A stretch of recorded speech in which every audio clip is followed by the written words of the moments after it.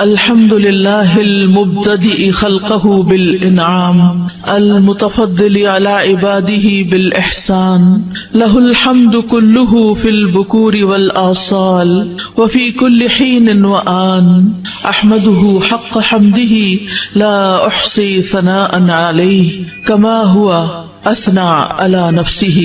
ہر قسم کی تعریف اللہ کے لیے ہے جو اپنی مخلوق پر پہل کرتے ہوئے انعام فرماتا ہے اور احسان کے ساتھ اپنے بندوں پر فضل فرماتا ہے۔ اسی کے لیے ہر قسم کی حمد ہے، صبح اور شام اور ہر وقت اور ہر لمحے میں اس کی ایسی حمد بیان کرتی ہوں کہ جس سے حمد کا حق ادا ہو، اور میں اس تعریف کو شمار کرنے کی طاقت نہیں پاتی۔ اس کی وہی شان ہے جیسا کہ اس نے خود اپنی تعریف کی ہے۔ ہم انسان تو اس کی تعریف کرنے سے عاجز ہیں، ہم اس کو پہچاننے کا بھی پورا حق ادا نہیں کرتے، تو تعریف کا حق کیسے ادا کر سکتے ہیں؟ تو ہم اللہ سبحانہ تعالیٰ سے دعا کرتے ہیں کہ وہ ہمیں توفیق دے کہ ہم اس کو جانیں، اس کو پہچانیں، اس پر ایسا ایمان لائیں جیسا ایمان لانے کا حق ہے، اور اس کی بات کو اور اس کی ذات کو ایسی اہمیت دیں جیسی اہمیت دینے کا وہ حقدار ہے۔ میری دعا ہے کہ اللہ سبحانہ تعالیٰ ہماری زندگیوں میں سب سے اہم ہمارے رب کی ذات کو کر دے، ہمارے دلوں میں سب سے زیادہ محبت اسی کی ہو، ہمارے دلوں میں سب سے زیادہ اسی کی ملاقات کا شوق ہو، ہم اس کی رحمتوں کو محسوس کریں، ہم کبھی اس سے مایوس نہ ہوں۔ اللہ سبحانہ تعالیٰ ہمیں آج کی اس مجلس سے بھرپور فائدہ اٹھانے کی توفیق عطا فرمائے۔ اللہ سبحانہ تعالیٰ ہمارا خالق ہے، وہی ہمارا مالک ہے، وہی ہمارا رازق ہے، اور وہی ہماری حفاظت فرمانے والا ہے۔ ہم تو اپنی حفاظت بھی خود نہیں کر سکتے۔ ماں کے پیٹ میں ہماری حفاظت کس نے کی؟ اللہ رب العزت نے۔ پیدائش کے وقت کتنے تنگ راستے سے نکالا، کس نے ہمیں زندہ سلامت باقی رکھا؟ اللہ نے۔ بچپن میں ماں ضرور خیال رکھتی ہے، لیکن اصل میں پالنے والا تو ہمارا رب ہی ہے، جس نے ہمارے لیے غذا کا اہتمام کیا، جس نے ہمیں کھانا پینا سکھایا، جس نے ہمیں بولنا سکھایا۔ الرحمن علم القرآن خلق الانسان علمہ البیان۔ اللہ نے انسان کو پیدا کیا اور اسی نے بولنا سکھایا۔ ہمارے اندر تو کوئی طاقت نہیں، ہم تو نہیں جانتے تھے نہ حروف کو نہ الفاظ کو، اسی نے ہمیں کان دیے، اسی نے ہمیں سنوایا، اسی نے ہمیں بلوایا، اسی نے ہمیں دکھایا، اسی نے ہمیں آنکھ اور کان اور دل دماغ اور سارے اعضاء دیے، جن کو ہم افسوس کے ساتھ یہ کہ اس کی فرما برداری کی بجائے اس کی نافرمانی میں استعمال کرنے لگتے ہیں۔ جن چیزوں کو دیکھنے سے وہ منع کرتا ہے ہم وہی دیکھنے لگتے ہیں، جن چیزوں کو سننے سے وہ منع کرتا ہے ہم وہی سننا شروع کر دیتے ہیں، لیکن اس کے باوجود وہ ہم پر اپنی رحمت فرماتا ہے، اور جو کچھ اس نے ہمیں دے رکھا ہے اس کو دیے رکھتا ہے، چاہے ہم اس کی مرضی کے مطابق استعمال کریں یا اس کی مرضی کے خلاف استعمال کریں۔ اللہ سبحانہ تعالیٰ سب کی حفاظت کرتا ہے، لیکن اپنے مقرب بندوں کی، اپنے پیارے بندوں کی خاص حفاظت کرتا ہے۔ اللہ سبحانہ تعالیٰ ہمیں اپنے خاص بندوں میں شامل کر لے، اللہ سبحانہ تعالیٰ ہمیں قرآن والوں میں شامل کر لے، اللہ سبحانہ تعالیٰ ہمیں السابقون الاولون میں شامل کر لے، جو نیکیوں کی طرف سب سے پہلے رغبت کرتے ہیں، جو نیکیوں کے کاموں میں جلدی کرتے ہیں۔ یسارعون فی الخیرات رغبا ورہبا۔ یہ پیغمبروں کی خصوصیت اللہ تعالیٰ نے بتائی ہے کہ وہ نیکیوں میں، خیر کے کاموں میں بہت جلدی کرتے تھے، کبھی رغبت سے، کبھی رہبت سے، کبھی امید کے ساتھ، کبھی خوف کے ساتھ۔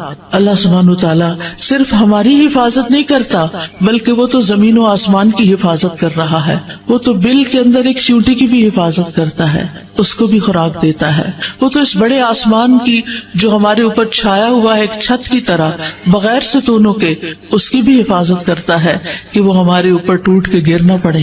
اللہ سبحانہ وتعالی ان تمام چیزوں کی اپنی رحمت اور خاص رحمت کے ساتھ حفاظت فرما رہا ہے.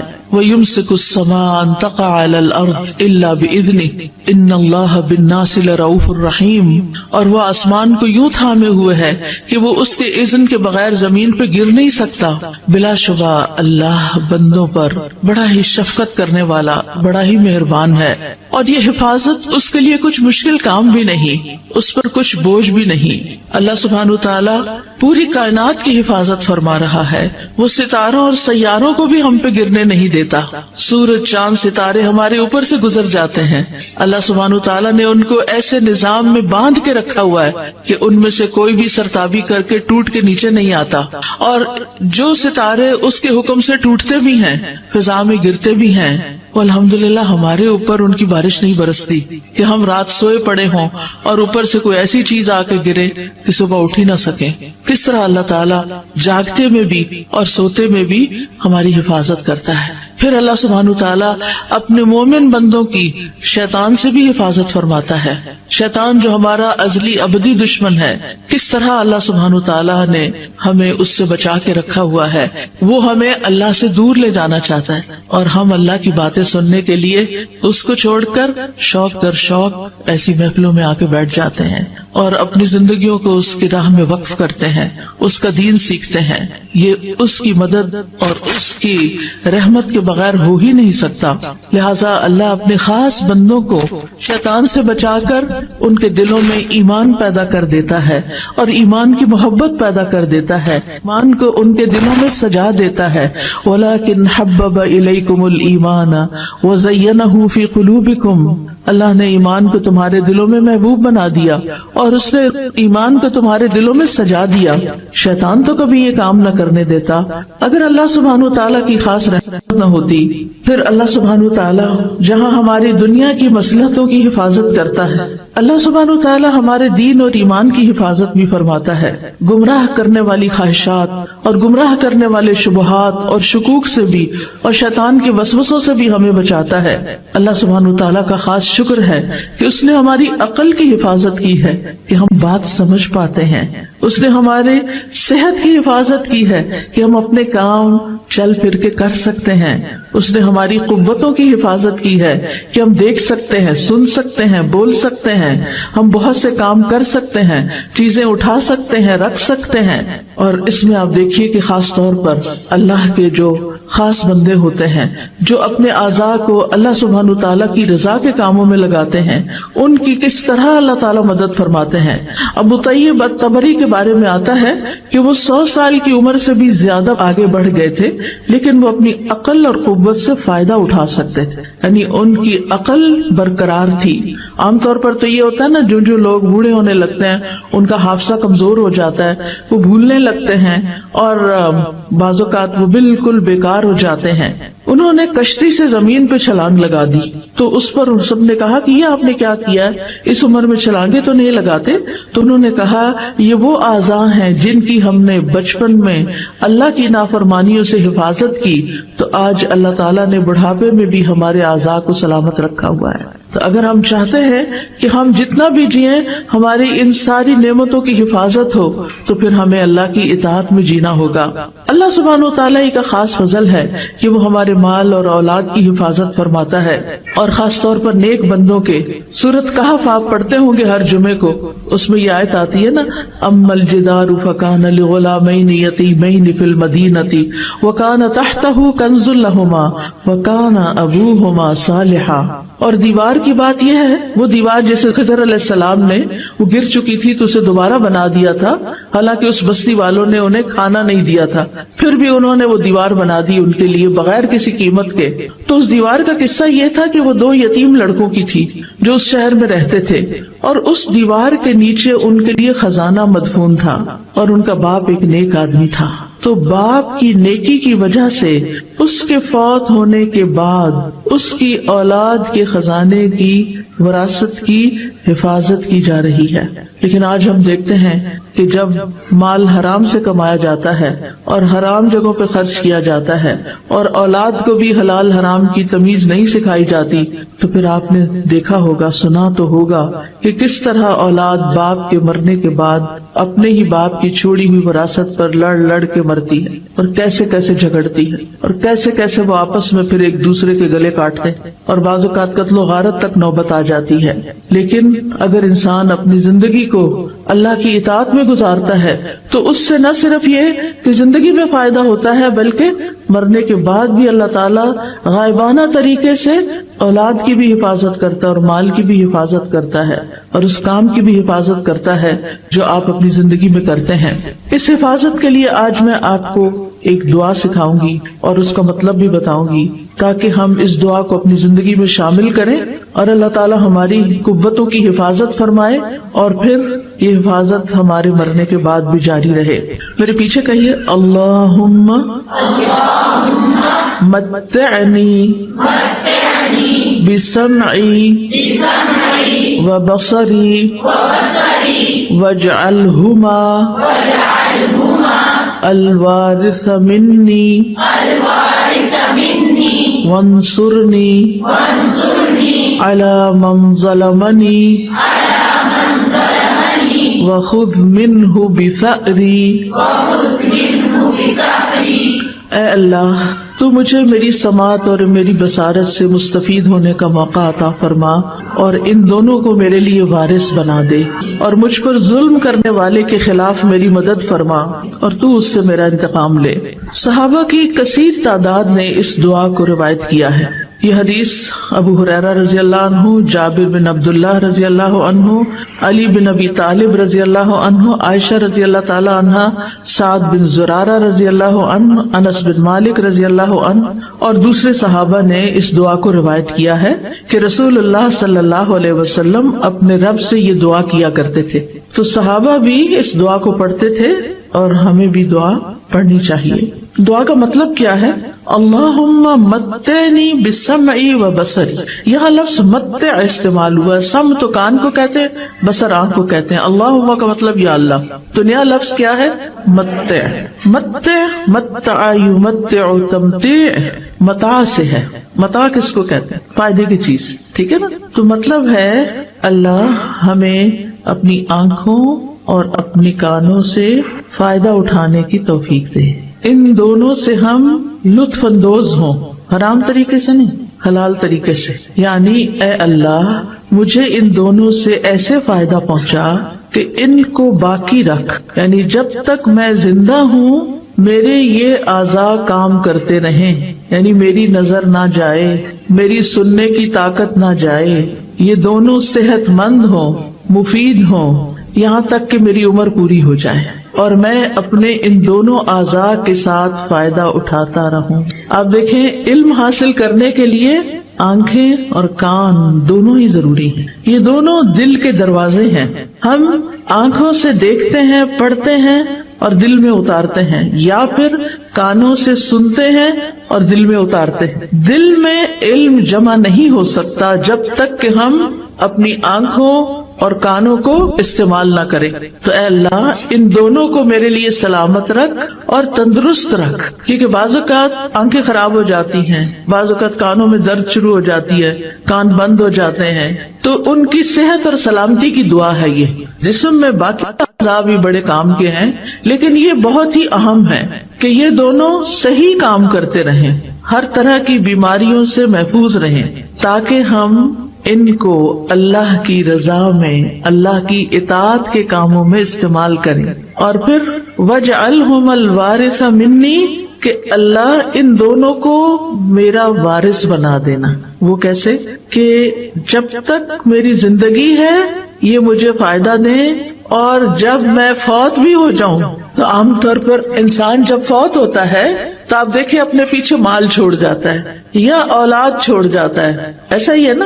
ایک تیسری چیز بھی چھوڑ کے جاتا ہے. وہ کون سی چیز؟ علم. علم کی وراثت. ٹھیک ہے نا؟ کیا کیا چھوڑ کے جاتے ہیں ہم؟ مال، اولاد، علم. کچھ لوگوں کے پاس مال کوئی نہیں ہوتا، وہ کچھ بھی نہیں چھوڑتے، زندگی میں اتنا نہیں ہوتا کہ اپنی ضرورت پوری کر سکے. کچھ لوگوں کی اولاد ہی نہیں ہوتی، لیکن ایک چیز سب کے پاس ہوتی، اور وہ کیا ہے؟ علم. اب بہت سے لوگ مال کمانے کے پیچھے تو دن رات لگے رہتے ہیں، لیکن علم حاصل کرنے کے پیچھے وقت نہیں دیتے. ایسا ہی ہے نا، وہ کہتے ہیں ہمارے پاس وقت نہیں ہے، حالانکہ وقت ہوتا ہے. اب یہ جو سفید سکارف میں لوگ بیٹھے ہوئے ہیں، یہ سارے طالب علم ہیں، یہ اپنی شناخت کے ساتھ آئے ہیں، اور باقی لوگوں میں سے بھی ہو سکتا ہے کچھ طالب علم ہوں، لیکن وہ مجھے نہیں معلوم کہ علم حاصل کر رہے ہیں یا نہیں، یا کر رہے ہیں تو کون سا علم حاصل کر رہے ہیں. اب آپ دیکھیے، زندگی میں آپ جو مال چھوڑیں گے وہ وارثوں کے کام آئے گا، اور لوگ اس سے فائدہ اٹھائیں گے. کوئی گھر بنا کے چھوڑ گئے، اس میں کوئی حرج کی بات نہیں ہے. ضرورت کا اگر آپ اپنے وارثوں کے لیے چھوڑتے ہیں تو اچھی بات ہے، بجائے اس کے کہ آپ کے بچے لوگوں کے آگے ہاتھ پھیلائیں اور فقیر بن جائیں. دین نے منع نہیں کیا کہ آپ مال نہ چھوڑیں وراثت میں، لیکن صرف مال ہی چھوڑیں یہ ٹھیک نہیں. اسی طرح اولاد کو اگر آپ چھوڑتے ہیں اور آپ نے ان کی اسلامی تربیت نہیں کی، وہ آپ کے کسی فائدے کے نہیں آپ کے مرنے کے بعد، بلکہ اگر انہوں نے غلط کام کیے اور آپ کی غفلت کی وجہ سے کیے تو آپ کی پوچھ ہوگی. کیونکہ اللہ تعالیٰ کا حکم کیا ہے؟ یا ایھا الذین آمنوا قوا انفسکم واہلیکم نارا، اے لوگو جو ایمان لائے ہو، اپنے آپ کو اور اپنے گھر والوں کو آگ سے بچاؤ. یعنی ان کو ایسی نصیحت، ایسی تعلیم، ایسی تاکید ضرور کریں کہ وہ ان کاموں کو نہ کریں جو آگ میں لے جانے والے ہیں. پھر آپ دیکھیے تیسری چیز جو آنکھوں اور کانوں سے حاصل ہوتی، اور وہ علم ہے. اگر وہ آپ نے حاصل کیا اور کسی کو سکھا گئے، کسی کو پڑھا گئے، کسی کو دے گئے، کوئی کتاب لکھی یا لوگوں کو ویسے تیار کیا، ان پر محنت کی، ان پر مال خرچ کیا کہ وہ پڑھ جائیں، کچھ بچوں کے لیے آپ نے جگہ بنا کے دی، کچھ کی فیس دی، کچھ کو کتابیں لے کر دی. اب یہ ساری چیزیں، یہ جو آپ کام کر رہے ہیں، یہ صدقہ جاریہ کا کام ہے. اپنے ہی مال کا ایک حصہ جو اولاد کے علاوہ آپ نے نیکی کے کام کے لیے چھوڑا. اور زندگی میں آپ نے اپنے آنکھوں اور کانوں کو استعمال کر کے جتنا بھی دین کا علم حاصل کیا، قرآن کا علم حاصل کیا، پھر آگے آپ نے اس کو سکھایا، پڑھایا، لوگوں پر محنت کی، وہ آپ کی وارث بنے گی، وہ لوگ آپ کے وارث ہوں گے. اور سلسلہ شروع کہاں سے ہوا تھا؟ آنکھوں اور کانوں سے. تو اس دعا میں ہم کیا مانگتے ہیں کہ اللہ ان دونوں کو میرا وارث بنا دے. مرنے کے ساتھ ہی آنکھیں تو بند ہو جاتی ہیں، کان بھی نہیں سنتے، تو پھر کیسے وارث بنیں گے؟ وراثت تو مرنے کے بعد ہوتی ہے نا، زندگی میں تو وراثت نہیں ہوتی. وراثت تو وہ چیز ہوتی ہے کہ جو ہم مرنے کے بعد چھوڑ کے جاتے ہیں. تو اگر ہم نے دوسروں میں انویسٹ کیا، دوسروں میں اپنا علم انویسٹ کیا، اس کی مثال کیا ہے؟ مثلاً ایک چھوٹے سے بچے کو آپ نے سورت الفاتحہ سکھا دی جو اس کو پہلے نہیں آتی تھی، پھر آپ نے اس کو اس کا ترجمہ بھی بتا دیا، اس نے سورت بھی یاد کر لی، اس کا ترجمہ بھی یاد کر لیا. ایک حرف قرآن کا پڑھنے سے کتنی نیکیاں ملتی ہیں؟ 10.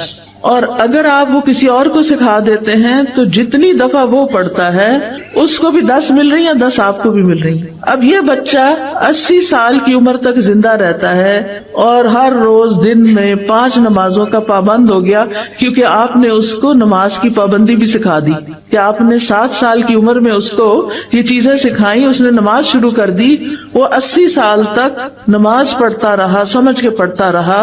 وہ دن میں کم سے کم بھی اگر فرض پڑھے جائیں تو 17 فرض ہیں، 17 دفعہ اس نے ہر روز سورت فاتحہ پڑھی. ایک دفعہ سورت فاتحہ کے حرف گن کے دیکھیں کتنے سارے ہیں. وہ سارے حرف ان کو 10 سے ملٹی پلائی کریں کہ ایک دفعہ سورت فاتحہ وہ بچہ پڑھتا ہے تو آپ کو کتنی نیکیاں مل جاتی ہیں. اور دن میں 17 دفعہ، اور پھر وہ 80 سال پڑھتا رہا. آپ اپنی قبر میں سوئے ہوئے ہیں، وہ بچہ آپ کے علم کا وارث بنا ہوا ہے، وہ اس کو استعمال کر رہا ہے. آپ نے اس پر احسان کیا تھا، اب وہ احسان واپس آپ کی طرف آ رہا ہے. ان احسنتم احسنتم لانفسکم. آپ دیکھیے ہم سب مسلمان ہیں، ہم سب کو سورۃ فاتحہ تو آتی ہے نا، قل هو اللہ احد تو آتی ہے نا. آپ دیکھیے کوئی گلی بازار ایسا نہیں مجھے دکھائی دیتا کہ جہاں بچے فارغ پھرتے نظر نہ آئے. کوئی دکانوں پہ بےچارے غریب بیٹھے ہوئے ہیں، کوئی گلی بازاروں میں پھر رہے ہیں، ان کو کوئی پوچھنے والا نہیں، ان کی ماؤں کے پاس بھی علم نہیں، ان کے لیے کوئی مدرسہ نہیں، ان کے لیے کوئی گھر نہیں، ان کے لیے کوئی استاد نہیں. جبکہ اتنے مسلمانوں کو نماز تو آتی ہے نا. اگر اور کچھ نہیں آپ کر سکتے تو کچھ بچوں کو نماز ہی سکھا دیں اور نماز کا ترجمہ ہی سکھا دیں. کتنی بڑی وراثت چھوڑ کے جائیں گے آپ. اور اگر آپ ان کو ناظرہ قرآن پڑھا دیں اور پھر جب ناظرہ ختم کر لیں تو ساتھ ترجمہ، لفظی ترجمہ سکھا دیں. ضروری نہیں کہ ہر بندہ پورا عالم بنے، وہ پورا تفہیم دین کورس کرے، ہر ایک کے لیے پاسبل نہیں ہوتا. لیکن قرآن کی تلاوت تو سب نے کرنی ہوتی ہے نا روز، اللہ کا کلام ہے. تو اگر آپ خود پڑھا رہے ہیں بہت اچھا، اگر آپ نہیں پڑھا سکتے آپ انتظام کریں جگہ جگہ، جہاں آپ کے رشتہ داروں کے گھر ہیں، جہاں کہیں کہ اپنے گھر کا ایک حصہ، ایک کونا چند بچوں کے لیے مختص کرو. ایک ٹیچر مقرر کرو جس کی آپ ٹریننگ کریں، آپ اس کی تنخواہ دیں، وہ جم کے بچوں کو پڑھائے. وہ بھی آپ کا مال بھی لگ رہا ہے اور آپ کی ہدایت بھی وہاں جاری ہے. یہ بھی آپ کے وارث بن جائیں گے کیونکہ آپ نے انتظام کیا، آپ نے محنت کی، آپ نے ان کو شوق دلایا، آپ نے مال خرچ کر کے ٹیچر مقرر کی. 1-2 گھنٹے کے لیے شام کے وقت میں جو بچے اسکولوں سے آ جاتے ہیں، اپنے بچوں کو بھی بٹھا لیں، گلی محلے ہمسائے کے بچوں کو بھی بلا کے بٹھا لیں، ایک ٹیچر کا انتظام کر دیں. آپ خود سوچئے کہ آپ نے کتنا بڑا نفع کمایا، کیا کچھ پا لیا. اور کرتے کرتے اگر ہم سب جتنے بھی لوگ اس حال میں ہیں اگر سب یہ کام شروع کر دیں، میرا نہیں خیال کہ ہری پور کا کوئی ایک بچہ بھی جاہل رہ جائے گا. لیکن ہم نہ اپنا وقت دیتے ہیں، نہ اپنا مال لگاتے ہیں، اور نہ ہی اس طرف توجہ کرتے ہیں کہ یہ ہے خزانہ جو ہمیں ساتھ لے کے جانا ہے، یہ ہے وہ نعمت جو قبر میں ہمارے پیچھے ہمارے کام آئے گی. تو وَاجْعَلْهُمَ الْوَارِثَ مِنِّي، اللہ میرے ان دونوں حواس کو مرتے دم تک سلامت رکھنا کہ میں ان سے تیری کتاب پڑھتی رہوں، پڑھاتی رہوں. پھر اسی طرح وَانصُرْنِي عَلَىٰ مَن يَظْلِمُنِي، اور اے اللہ تو میری مدد فرما اس کے مقابلے میں جو مجھ پہ ناحق زیادتی کرے. کیونکہ بعض اوقات لوگ جن کے پاس تھوڑی سی بھی طاقت ہوتی ہے ہمیں کمزور سمجھ کر ہمارے اوپر ظلم کرتے ہیں. یہ مختلف طرح کے ظلم ہو سکتے ہیں. مختلف طرح کے کیا ظلم ہو سکتے ہیں کہ بعض لوگ آپ کو ایموشنلی بلیک میل کرتے ہیں اور آپ پہ ظلم کرتے ہیں، بعض آپ کا مال چھین لیتے ہیں، بعض آپ کی وراثت کا حصہ چھین لیتے ہیں، بعض لوگ آپ کے اوپر ناحق الزام لگاتے ہیں. آپ نے کوئی غلط کام کیا نہیں ہوتا اور وہ کیا کرتے ہیں، وہ آپ کے اوپر جھوٹے الزام لگا دیتے ہیں اور ہم کچھ بھی کر نہیں پاتے. ہم مظلوم ہوتے، یا اللہ، پھر کس کو پکارتے ہیں؟ اللہ کو پکارتے ہیں، یا اللہ تو ہی ہے ہمارا، تو ہماری مدد فرما اور اس ظلم کے مقابلے میں تو میرا ساتھ دے. اس لیے یہ دعا بڑی ہی ضروری ہے. اور ظلم کی کئی قسمیں ہوتی ہیں، صرف مار دھاڑی ظلم نہیں ہوتا. کسی کو بلیک میل کرنا، کسی کے اوپر جھوٹے الزام لگانا، یہ ساری چیزیں ظلم میں آ جاتی ہیں. اور وَخُذْ مِنْهُ بِثَأْرِي، اللہ جو مجھ پر ظلم کر رہا ہے نا تو اس سے میرا بدلہ لے اور میرا حق مجھے دلا دے. کیونکہ بعض لوگ ظلم کر کے سمجھتے ہیں وہ صحیح کر رہے ہیں، ان کو یہ پتہ ہی نہیں ہوتا کہ ہم کسی کا حق مار رہے ہیں. تو وہ اللہ سبحانہ وتعالی سے آپ دعا کریں کہ وہ آپ کو آپ کا حق دلائے، اور اللہ سبحانہ وتعالی دلا سکتا ہے. اور پھر آپ دیکھیے کہ بعض اوقات یہ بھی ہوتا ہے کہ صرف لوگ ظالم نہیں ہوتے، ہم بھی ظالم بن جاتے ہیں. کسی ایک نے ہمارے خلاف کوئی بات کی ہوتی ہے، ہم ان کے پورے خاندان کو رگیت دیتے ہیں. اب وہ ظالم تو ہے لیکن جو مظلوم تھا وہ ظالم بن چکا اور دوسروں کے اوپر الزام تراشی کر رہا ہے، سب کو بیچ میں رگید رہا ہے، فلاں بھی ہے، فلاں بھی، فلاں بھی. اور بعض اوقات ہم سوچے سمجھے بغیر ایسی باتیں کر رہے ہوتے ہیں. تو اس میں ہمیں ضرور خیال رکھنا چاہیے کہ یا اللہ سارے لوگ نہیں، جس نے مجھ پہ جو اصل کلپریٹ ہے بس میں صرف اسی کے خلاف تیری مدد چاہتی ہوں، مجھے دوسرے لوگوں سے کوئی شکایت نہیں. کیونکہ بعض اوقات کسی کا بیٹا ہو سکتا ہے، کسی کا باپ ہو سکتا ہے، تو اگر بیٹا ظالم ہے تو باپ کا تو قصور نہیں، وہ تو روکتا ہے لیکن وہ ظلم سے باز نہیں آتا. کسی کی بیوی ہو سکتی. اب مثال کے طور پر آپ دیکھیں، ہمیں ہر طرح کے ظلم سے بچنے کی کوشش کرنی چاہیے. بعض اوقات کچھ مائیں اپنے بچوں پہ ظلم کر رہی ہوتی ہیں، بلا وجہ مار کے، بلا وجہ چیخ چلا کے، اور ہم سمجھتے ہیں یہ ہمارے بچے نا، ہم جو چاہیں کریں. نہیں، ہم جو چاہیں نہیں کر سکتے، اس کا بھی حساب لیا جائے گا. حدیث میں آتا ہے فَالْمَرْأَةُ رَاعِيَةٌ فِي بَيْتِ زَوْجِهَا وَمَسْئُولَةٌ عَنْهَا، عورت اپنے شوہر کے گھر میں نگران ہے اور اس سے اس کے بارے میں سوال کیا جائے گا، اس سے پوچھا جائے گا کہ اس نے یہ کام اپنی ذمہ داری کیسے ادا کی. تو اس لیے ہمیں اپنے بچوں کے ساتھ بھی ظلم نہیں کرنا. اچھا بعض اوقات بعض خواتین اپنی بہوؤں کے ساتھ ظلم کرتی ہیں، ان کے اوپر اتنے کام ڈال دیتی ہیں جو ان کی ذمہ داری نہیں ہوتے، یا اگر ان کی کوئی بات پسند نہیں آتی تو ان کے خلاف بیٹے کے کان بھرتی ہیں، اور یہ بھول جاتی ہے کہ اگر یہ گھر تباہ ہوا تو نقصان کس کا ہے؟ اپنا ہی ہے۔ جو لڑکی اس گھر سے چلی جائے گی کیونکہ اس کے اوپر ظلم ہو رہا تھا، تو آپ دیکھیں کہ آج پہلی شادی کرنا بھی کتنا مشکل ہو گیا ہے، تو دوسری شادی کیسے کی جائے گی؟ پھر آپ دیکھیے کہ بعض لڑکیاں بزرگوں پہ ظلم کرتی ہیں، بعض بہویں ساسوں پہ ظلم کرتی ہیں، ان کے پاس کوئی ٹھکانہ نہیں رہنے کے لیے، لیکن وہ کسی صورت ان کو برداشت نہیں کرتی۔ آج رات تقریباً 10:30 کا ٹائم تھا، میں فون بند ہی کرنے لگی تو کسی کی کال آ گئی، کوئی بزرگ خاتون تھی، بہت رو رہی تھی، میں پریشان ہوئی کہ ان کو کیا ہوا، ان کے منہ سے بات نہیں نکل رہی تھی، تو انہوں نے بتایا کہ میں بیمار ہوں، یعنی میری اب اتنی عمر ہو گئی ہے، میرے ساتھ بیمار بیٹی رہتی ہے، کوئی بیٹا ساتھ رہنے کو تیار نہیں، میں کدھر جاؤں؟ خیر میں نے ان کو تسلی دی، آپ اپنے گھر میں رہیں، آپ کو کہیں نہیں جانا، اللہ آپ کے ساتھ ہے، اللہ آپ کی مدد کرے گا۔ ٹھیک ہے، میں سمجھتی ہوں کہ بعض اوقات بزرگ چھوٹی چھوٹی باتوں میں ناراض ہو جاتے ہیں، انٹرفیئر کرتے ہیں، گھروں کا ماحول خراب ہوتا ہے، لیکن پھر بھی یہ تو کہیں نہیں ہے نا کہ ان کو چھوڑ کے انسان کہیں اور چلا جائے، ان کو تنہا چھوڑ دے، اور وہ عمر کے اس حصے میں ہو کہ انہیں فائنینشیل سپورٹ نہ بھی چاہیے ہو تو مورل سپورٹ چاہیے ہوتی ہے۔ بزرگوں کو سب سے زیادہ جو چیز تکلیف دیتی ہے وہ تنہائی ہے۔ جب گھر میں پوتے پوتیاں ہوتے ہیں، نواسے وغیرہ ہوتے ہیں، تو ان کے لیے ایک خوشی کی بات ہوتی ہے، وہ ان کے ساتھ دل بہلاتے ہیں کیونکہ وہ خود بھی بچے بن چکے ہوتے ہیں اور چھوٹے بچوں سے ان کا دل زیادہ لگتا ہے۔ لیکن اگر لڑکیاں چند دن کے لیے بھی برداشت نہیں کر سکتی تو انہیں سوچنا چاہیے کہ ان پر بھی یہ وقت آنے والا ہے۔ وہ سمجھتے ہیں اس وقت وہ اپنے بچوں سے کھیل رہی ہیں، وہ ساری زندگی ان کے بچے رہیں گے۔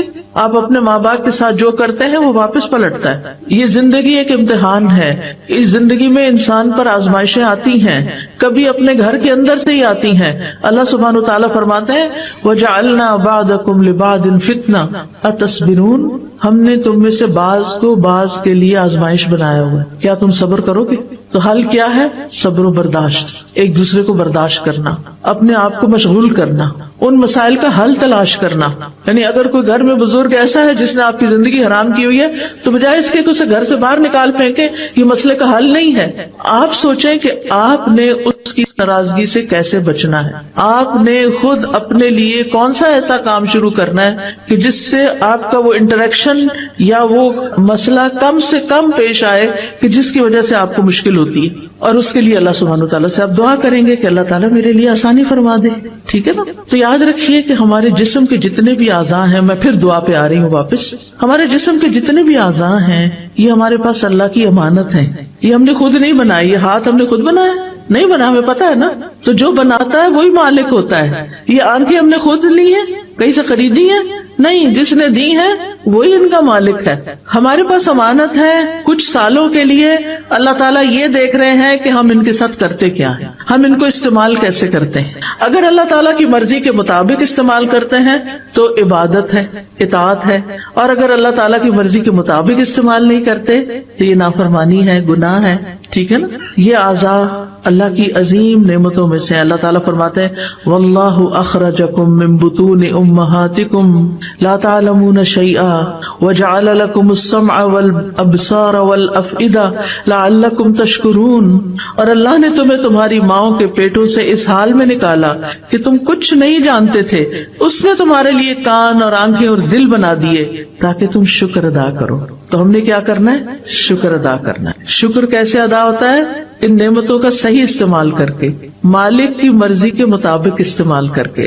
کانوں سے ہم کیا کچھ سنتے ہیں، کتنا کچھ سنتے ہیں، اور وہ سب کچھ ہمارے اندر جا رہا ہوتا ہے۔ آنکھوں سے ہم کیا کچھ دیکھتے ہیں، وہ سب کچھ ہمارے اندر جا رہا ہوتا ہے۔ یہ ہمارے دل کے ساتھ کنیکٹڈ ہے۔ اسی لیے ایک آنکھیں ظاہر میں ہیں اور ان کے پیچھے جہاں یہ کنیکٹ ہوتی ہے وہاں دل کی بھی آنکھیں ہیں اور دل کے بھی کان ہیں۔ کچھ لوگ صرف ظاہری آنکھوں سے چیزوں کو دیکھتے ہیں، عبرت نہیں پکڑتے، اس سے کوئی سبق نہیں لیتے، وہ صرف سامنے سامنے کے سرفیس پہ دیکھ رہے ہیں۔ اور کچھ لوگ چیزوں کو دل کی آنکھ سے دیکھتے ہیں، گہرائی سے دیکھتے ہیں، سبق لیتے ہیں، اللہ کو پھر یاد کرتے ہیں۔ یتفکرون فی خلق السماوات والارض، آسمانوں اور زمین کی تخلیق میں غور و فکر کرتے ہیں، پکار اٹھتے ہیں ربنا ما خلقت ھذا باطلا، اے ہمارے رب تو نے اس کو بیکار نہیں پیدا پیدا کیا، سبحانک تو پاک ہے کہ کوئی بیکار کام کرے، فقنا عذاب النار تو ہم سب کو آگ کے عذاب سے بچا لے۔ اور پھر آپ دیکھیے کہ اللہ تعالیٰ کی پہچان کے بعد اللہ کے کلام کو پڑھنے کے لیے، سمجھنے کے لیے کان اور آنکھ کا ہونا اور صحت مند ہونا یہ بہت بڑی نعمت ہے، اور پھر اس کا صحیح راستے پر استعمال کرنے کی توفیق ہونا یہ بہت بڑی نعمت ہے۔ ابن قیم کہتے ہیں بندے کے اعضاء میں سے ہر عضو میں اللہ کے لیے عبودیت ہے جو اسی عضو کے ساتھ خاص ہے، اور ایک اطاعت ہے جو اس سے مطلوب ہے، وہ عضو اسی کے لیے پیدا کیا گیا ہے اور اسی اطاعت کے لیے مہیا کیا گیا ہے، یعنی ہمیں یہ سب کچھ کسی مقصد کے لیے دیا گیا ہے۔ تو اعضاء کو استعمال کرنے کے حوالے سے بندوں کی 3 قسمیں ہیں، 3 طرح کے لوگ ہیں۔ نمبر 1 وہ لوگ جو ان اعضاء کو پیدا کیے جانے کے مقصد کو پورا کرتے ہیں، یعنی ان اعضاء سے وہی کام لیتے ہیں جن کے لیے یہ پیدا کیے گئے، یہ بہت نفع مند تجارت کر رہے ہیں، اپنے لیے بہت کچھ اکٹھا کر رہے ہیں، جیسے میں نے سورۃ فاتحہ سکھانے کی مثال دی۔ نمبر 2 جس مقصد کے لیے اعضاء کو پیدا نہیں کیا گیا وہ کام کرتے ہیں، یہ دوسری قسم کے لوگ ہیں۔ ایسے لوگ سخت خسارے میں ہیں کہ انہوں نے ان آنکھوں سے وہ کچھ دیکھا جو اللہ کی نافرمانی کا تھا، جس کو دیکھنے سے اللہ نے منع کیا تھا۔ آج آپ دیکھیے کتنے ہی لوگ ہیں کہ موبائل فون کے فتنے کی وجہ سے ننگی فلمیں، گندی فلمیں، جھوٹی باتیں، فضول ڈرامے اور پتہ نہیں کیا کچھ دیکھتے رہتے ہیں۔ یہ آنکھوں کا غلط استعمال ہے، کانوں کا غلط استعمال ہے، اس پر پوچھا جائے گا، اس پر پکڑ ہوگی، اس کام سے توبہ کرنی چاہیے۔ تیسرے وہ لوگ ہیں جو ان اعضاء کو بیکار چھوڑ دینے والے ہیں، کچھ نہیں کرتے، نہ کوئی اچھا کام نہ کوئی برا کام، بس سو کے وقت گزار دیتے ہیں، کھا پی کے بس وقت گزار دیتے ہیں، نہ غور و فکر کرتے ہیں، نہ کچھ پڑھتے ہیں، نہ کچھ سنتے ہیں، انہیں قرآن کی تلاوت کی توفیق نہیں، انہیں قرآن سننے کی توفیق نہیں، انہیں کہیں جا کر علم حاصل کرنے کی توفیق نہیں، کسی کو سکھانے کی توفیق نہیں۔ ایسے لوگ اپنا نقصان کر رہے ہیں۔ آج جو آپ لوگ یہاں میرے سامنے بیٹھے ہیں، میں بعض چہرے ایسے دیکھ رہی ہوں کہ جس میں ماشاءاللہ بالکل بزرگ خواتین ہیں، ان کو اللہ نے اس عمر میں شوق دے دیا کہ وہ قرآن پڑھیں اور سیکھیں اور سکھائیں، اور یہ بھی خوش قسمتی کی علامت ہے۔ علم حاصل کرنے کے لیے کوئی عمر کی قید نہیں، مرتے دم تک انسان کو سیکھتے رہنا چاہیے۔ وَإِن كَانُوا مِن قَبْلُ لَفِي ضَلَالٍ مُبِينٍ، اور یقیناً وہ اس سے پہلے کھلی گمراہی میں مبتلا تھے، یعنی رسول اللہ صلی اللہ علیہ وسلم کی آمد سے پہلے، آپ کی اس تزکیہ کے عمل سے پہلے، اس تعلیم سے پہلے۔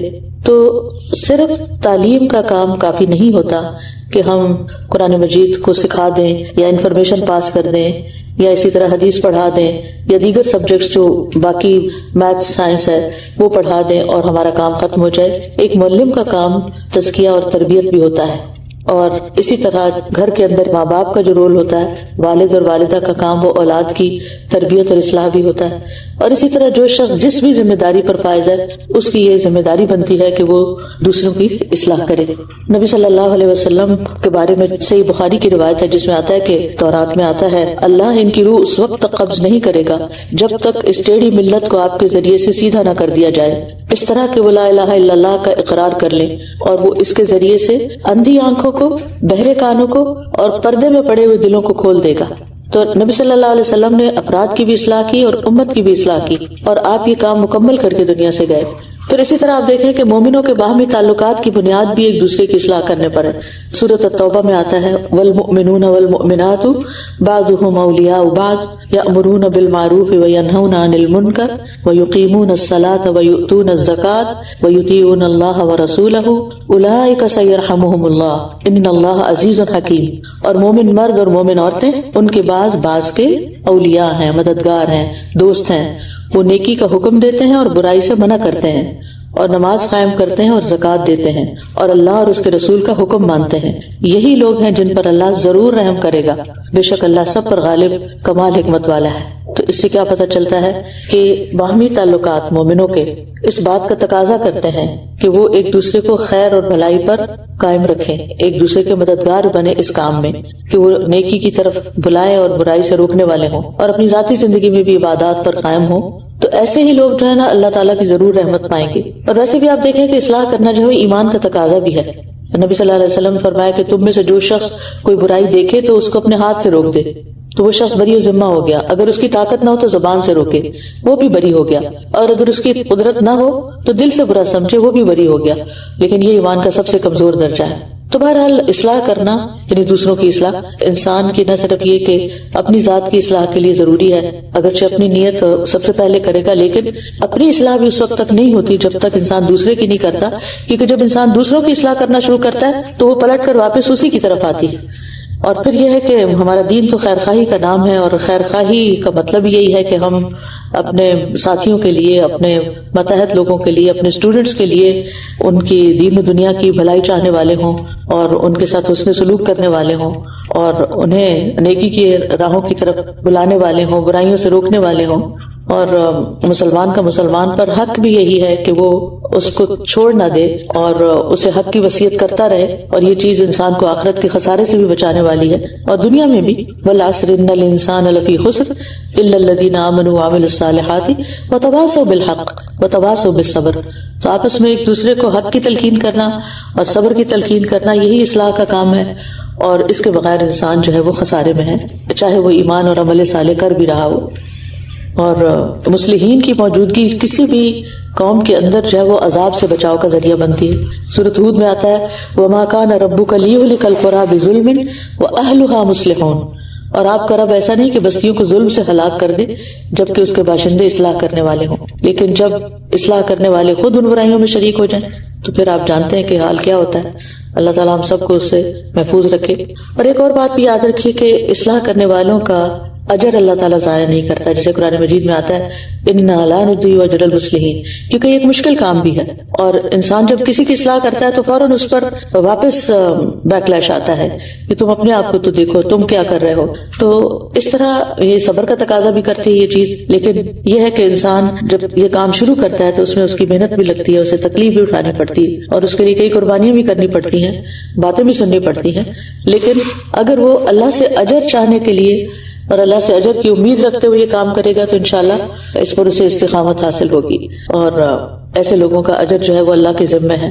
فمن عفا واصلح فاجرہ علی اللہ. اور ایسے لوگوں کے لیے خوشخبری بھی ہے. نبی صلی اللہ علیہ وسلم نے فرمایا کہ اسلام کا آغاز اجنبیت کی حالت میں ہوا تھا اور بالآخر یہ دوبارہ اجنبی ہو جائے گا جیسے آغاز میں تھا. سو خوشخبری ہے غرباء کے لیے. طوبی للغرباء. پوچھا گیا یا رسول اللہ اجنبی سے کون لوگ مراد ہیں؟ تو آپ نے فرمایا یہ وہ لوگ ہیں کہ جب لوگ فساد کرتے ہیں تو اصلاح کا کام کرتے ہیں، یعنی فساد کے زمانے میں اصلاح کا کام کرتے ہیں. تو ایسے لوگوں کے لیے خوشخبری ہے. یعنی اب اس میں تو کوئی ڈکی چھپی بات نہیں کہ دنیا میں جتنا بگاڑ ہو گیا اور دن بدن وہ کئی گنا بڑھتا ہی چلا جا رہا ہے، تو اصلاح کرنے والوں کو بھی اپنی کوشش جو ہے وہ تیز کرنی ہوگی. اور جب آپ یہ کام کریں گے تو انشاءاللہ لوگوں کو فائدہ پہنچے گا. جب لوگوں کو فائدہ پہنچے گا تو آپ اللہ کے محبوب بنیں گے. احب الناس الی اللہ تعالی انفعهم للناس. کہ لوگوں میں سے سب سے زیادہ اللہ کے محبوب وہ لوگ ہیں جو لوگوں کے لیے سب سے زیادہ فائدہ مند ہو.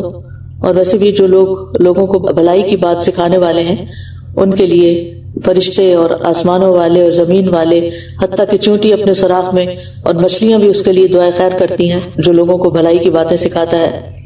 اب بات یہ ہے کہ اصلاح کرنی کیسے ہے، طریقہ کار کیا ہو. کیا جو ہمارے دل میں آئے وہ کسی کو کہہ دیں، جب چاہے کسی پہ تنقید کر دیں، جب چاہے کسی کو ڈانٹ دیں، جب چاہے کسی کو فیل کر دیں، جب چاہے اس کے ساتھ بائیکاٹ کر لیں، اس سے کٹ آف کر لیں، تو کیا یہ اصلاح کا طریقہ ہوگا؟ نہیں، ہرگز نہیں.